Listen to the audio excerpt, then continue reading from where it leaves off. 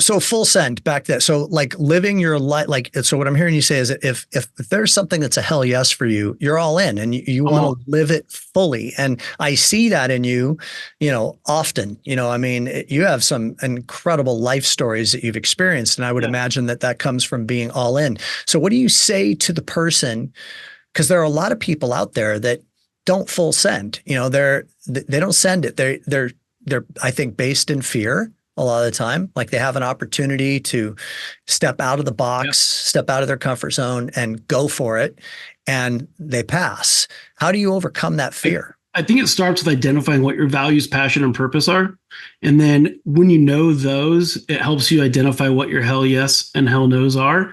And and like people are like, we have to have life balance. Well, it's never perfectly balanced.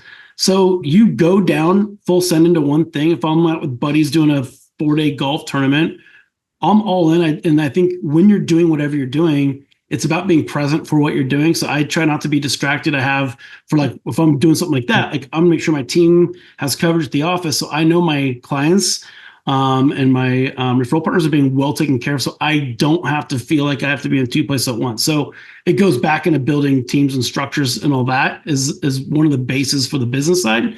So that way, when you're doing friend stuff, golf trips, for example, you can be totally present and lean into it. And have a shit ton of fun. I'm going to use it, shit ton of fun, which we did.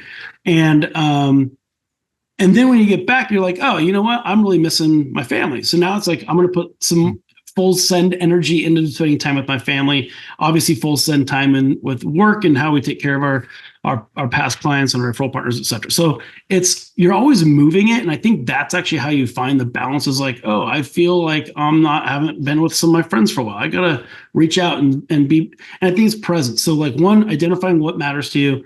Two, when you're going to do it, figure out how you can make sure you're present for who you're with. So you actually get the full send time with that person or with that group of people.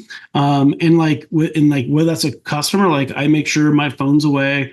I'm looking at them. I'm holding space using some of the tools and tricks we've learned through Save a Warrior, but also through Leadership 360 and other coaching that I've done over the years so that I can be my best version for them and they feel the care.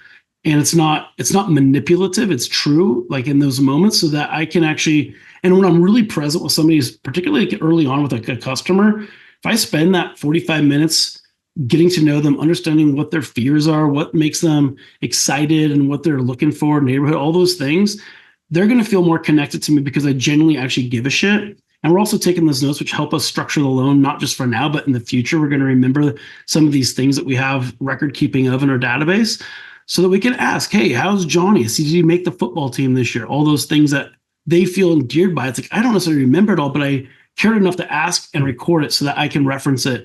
And now ask the careful and caring questions that connect me better with my database and my clients.